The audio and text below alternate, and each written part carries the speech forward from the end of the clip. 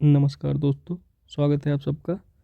आज हम white collar crimes के एक topic the prevention of money laundering act को पढ़ेंगे। तो हम इसे जल्दी से पढ़ेंगे और जितना आसान से आसान हो सकता है उतने आसान से आसान तरीके में समझेंगे। तो सबसे पहले हम जान लेते हैं मनी लॉन्ड्रिंग क्या होती है। मनी लॉन्ड्रिंग का सिंपल सा अर्थ होता है कि काले धन को सफ़ेद करना। जैसे कपड़े की धुलाई की जाती है तो कपड़े में जो डस्ट होती है वो निकल जाती है, उसको लॉन्ड्रिंग बोलते हैं। वैसे ही जब पैसे की धुलाई की जाती है और उस पैसे को काले धन से सफ़ेद धन में परिवर्तित किया जाता है तो उसे मनी लॉन्ड्रिंग बोलते हैं। तो अब हम जानेंगे कि इस एक्ट की हमें ज़रूरत क्यों पड़ी। देखो, मनी लॉन्ड्रिंग को रोकना किसी भी देश की इकोनॉमी और सुरक्षा के लिए क्यों ज़रूरी है, इसे समझने के लिए हमें ये देखना होगा कि लॉन्डर किया गया पैसा सिस्टम को कैसे अंदर से खोखला करता है। जो लॉन्डर्ड मनी होती है वो सिर्फ टैक्स चोरी नहीं बल्कि बड़े क्राइम्स का फ्यूल होती है। बड़े क्राइम्स कैसे? बड़े क्राइम्स में ये कि जैसे ये देश की सुरक्षा पर इम्पैक्ट डालते हैं। मनी लॉन्ड्रिंग का सबसे खतरनाक कनेक्शन टेररिज्म और ऑर्गेनाइज्ड क्राइम से है। अगर इलीगल पैसा सिस्टम में फ्रीली घूमेगा तो टेररिस्ट को वेपन्स और फंडिंग मिलना आसान हो जाएगा। इससे नारकोटिक्स, जिनको ड्रग्स भी कहा जाता है, और ह्यूमन ट्रैफिकिंग जैसे बड़े क्राइम्स बढ़ते हैं, क्योंकि क्रिमिनल्स को अपना पैसा छुपाने का रास्ता मिल जाता है। इकोनॉमिक इम्पैक्ट भी पड़ता है, क्योंकि जब मार्केट में बहुत ज़्यादा काला धन होगा तो वो देश की इकोनॉमी को डिस्टेबलाइज कर देगा, जिससे महंगाई बढ़ेगी। जो लॉन्डर्ड मनी होती है वो अक्सर रियल एस्टेट में इन्वेस्ट की जाती है, जिससे घरों और ज़मीन की कीमतें आम आदमी की पहुंच से बाहर हो जाती हैं। लॉन्डर्ड मनी की वजह से अनफेयर कंपटीशन बढ़ता है। मतलब जो करप्ट बिजनेसमैन होते हैं वो अपनी लॉन्डर्ड मनी का यूज करके प्रोडक्ट्स के दाम गिरा देते हैं, जिससे जो ईमानदार बिजनेसमैन होते हैं उनके बिजनेसेस फेल होने लगते हैं। फिर और क्या इम्पैक्ट्स होते हैं? देखो, बैंक्स और फाइनेंशियल इंस्टीट्यूशंस जो होते हैं वो ट्रस्ट पर चलते हैं। अगर किसी बैंक का नाम मनी लॉन्ड्रिंग में आता है तो इंटरनेशनल मार्केट में उस बैंक और उस देश की रेपुटेशन खराब हो जाती है। अगर इन्वेस्टर्स ऐसी जगह पैसा लगाने से डरते हैं, अगर इन्वेस्टर्स देखते हैं, जो फॉरेन इन्वेस्टर्स होते हैं वो देखते हैं कि हम किस जगह अपना पैसा लगाएं कि जहां के फाइनेंशियल रूल्स मजबूत हों, जहां पर मनी लॉन्ड्रिंग न हो या फिर बहुत ही कम हो। Loss of tax revenue. Money laundering का मतलब है कि गवर्नमेंट को वो टैक्स नहीं मिल रहा जो उसे मिलना चाहिए था। इससे गवर्नमेंट के पास पब्लिक वेलफेयर जैसे सड़क, हॉस्पिटल, एजुकेशन, इन सब चीज़ों के लिए पैसे कम हो जाते हैं, और जो ईमानदार टैक्स पेयर्स होते हैं उन पर बोझ बढ़ता है। इंटरनेशनल प्रेशर आता है। देखो, दुनिया भर में फाइनेंशियल एक्शन टास्क फोर्स नाम की एक संस्था है जो नज़र रखती है कि कौन सा देश मनी लॉन्ड्रिंग रोक रहा है। अगर कोई देश रूल्स फॉलो नहीं करता तो उसे ग्रे लिस्ट या ब्लैक लिस्ट में डाल दिया जाता है, और ऐसे देशों को वर्ल्ड बैंक या आईएमएफ से लोन मिलना बंद हो जाता है और इंटरनेशनल ट्रेड मुश्किल हो जाती है। फिर हम जानेंगे कि ये जो मनी लॉन्ड्रिंग की समस्या ये कितनी बड़ी है। मैग्नीट्यूड ऑफ मनी लॉन्ड्रिंग, इसके स्टेप्स क्या क्या होते हैं और इसके मेथड्स कौन कौन से हैं। देखो, मनी लॉन्ड्रिंग की मैग्नीट्यूड का मतलब है कि ये समस्या कितनी बड़ी है और ये हमारी इकोनॉमी को किस हद तक नुकसान पहुंचाती है। तो अगर हम ये एक गणना करना चाहें तो ये हमारे लिए मुश्किल होगा कि कितनी बड़ी है, क्योंकि ये इलीगल होता है। तो देखो, मनी लॉन्ड्रिंग का एग्जैक्ट हिसाब लगाना मुश्किल हो जाता है, क्योंकि ये सब पर्दे के पीछे होता है। लेकिन इंटरनेशनल रिपोर्ट्स UNODC के मुताबिक ग्लोबल GDP का 2% से 5%, मतलब दुनिया भर में हर साल लगभग $800 बिलियन से $2 ट्रिलियन तक का पैसा लॉन्डर किया जाता है।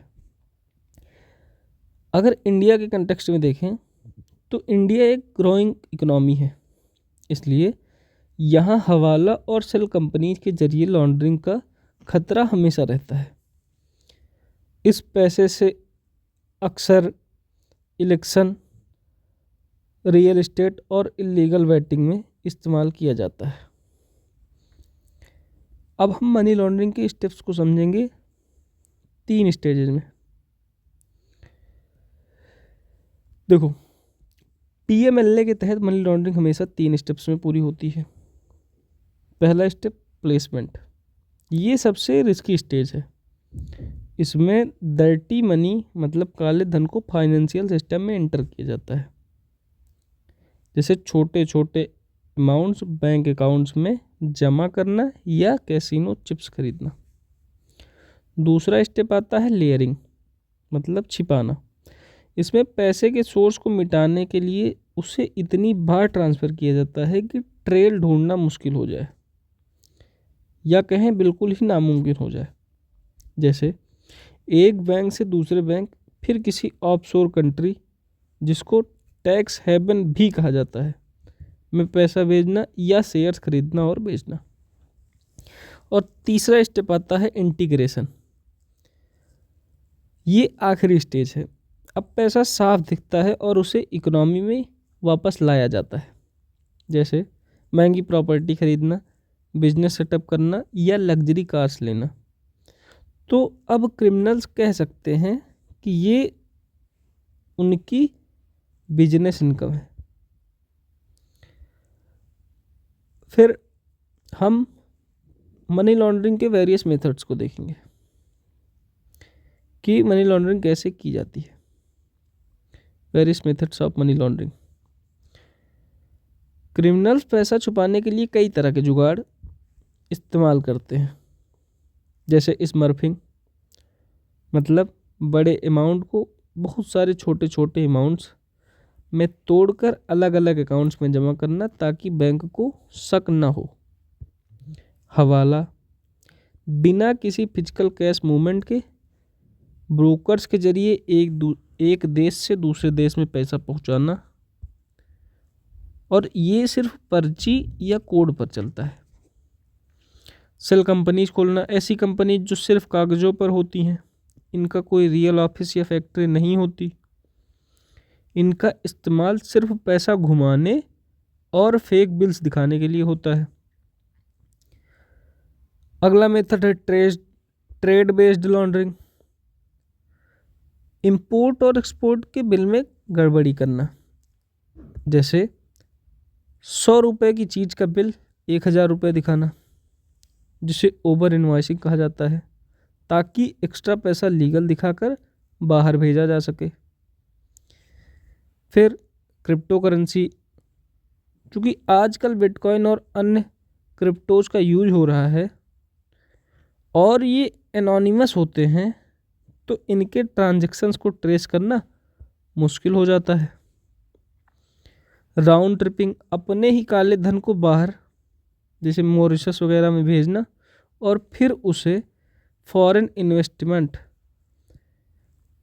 FDI दिखाकर वापस इंडिया की अपनी ही कंपनी में इन्वेस्ट करना। फिर हम the prevention of money laundering act के अंदर आने वाली काफ़ी सारी डिफिनेशंस को देखेंगे, जिसमें attachment, money laundering, proceeds of crime, reporting entity, scheduled offences और सेक्शन 3 जिसमें है offence of money laundering, section 4 punishment for money laundering. ये सारी चीज़ें आएंगी, इनको भी हम जल्दी से जान लेते हैं। अटैचमेंट, इसका मतलब है प्रॉपर्टी का, अटैचमेंट की डिफिनीशन हम पढ़ेंगे। इसका मतलब है प्रॉपर्टी का ट्रांसफ़र, कन्वर्जन या मूवमेंट रोक देना। जब ईडी किसी प्रॉपर्टी को अटैच करती है तो उसका मालिक उसे बेच नहीं सकता या किसी को ट्रांसफ़र नहीं कर सकता। ये एक तरह का प्रॉपर्टी को फ्रीज करना है। मनी लॉन्ड्रिंग, जैसा कि मैंने आपको बताया, इसका सिंपल मतलब है प्रोसीड्स ऑफ क्राइम को अनटेन्ड प्रॉपर्टी, मतलब साफ पैसा दिखाने की कोशिश करना। इसमें गलत पैसे को छुपाना, पजेशन में रखना या उसे यूज करना भी शामिल है। प्रोसीड्स ऑफ क्राइम, ये पीएमएलए की सबसे इम्पॉर्टेंट डिफिनीशन है। इसका मतलब है कि वो कोई भी प्रॉपर्टी या एसेट जो किसी शेड्यूल्ड ऑफेंस मतलब क्राइम के जरिए डायरेक्टली या इनडायरेक्टली हासिल की गई हो। अगर वो प्रॉपर्टी देश से बाहर है तो उसके बराबर की वैल्यू की प्रॉपर्टी इंडिया में प्रोसीड्स ऑफ क्राइम मानी जाएगी। अगली डिफिनीशन है रिपोर्टिंग एंटिटी। इसमें वो लोग या संस्थाएं आते हैं जिन्हें सस्पिशियस ट्रांजैक्शंस की रिपोर्ट देनी होती है, जैसे बैंक्स और फाइनेंशियल इंस्टीट्यूशंस,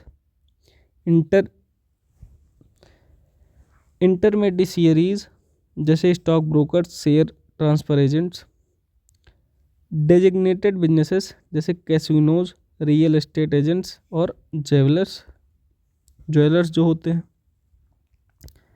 शेड्यूल्ड ऑफेंसेस क्या होते हैं? पीएमएलए तभी लगता है जब कोई पहले से तय क्राइम किया गया हो। इन ऑफेंसेस की लिस्ट आर्ट के शेड्यूल पार्ट ABC में दी गई है। एग्जाम्पल्स में ये हैं जैसे murder, extortion, corruption, drug trafficking, kidnapping, arm smuggling etcetera. अब सेक्शन 3 पढ़ेंगे हम, offence of money laundering. Section 3 define करता है असल में मनी लॉन्ड्रिंग का गुनहगार कौन है। पहले माना जाता था कि सिर्फ लेयरिंग करना ही क्राइम है, पर अब कानून कहता है कि अगर कोई इंसान जानते बूझते मतलब नोइंगली नीचे दी गई किसी भी एक्टिविटी में इन्वॉल्व होता है तो वो मनी लॉन्ड्रिंग का क्रिमिनल माना जाएगा। क्या क्या है एक्टिविटीज?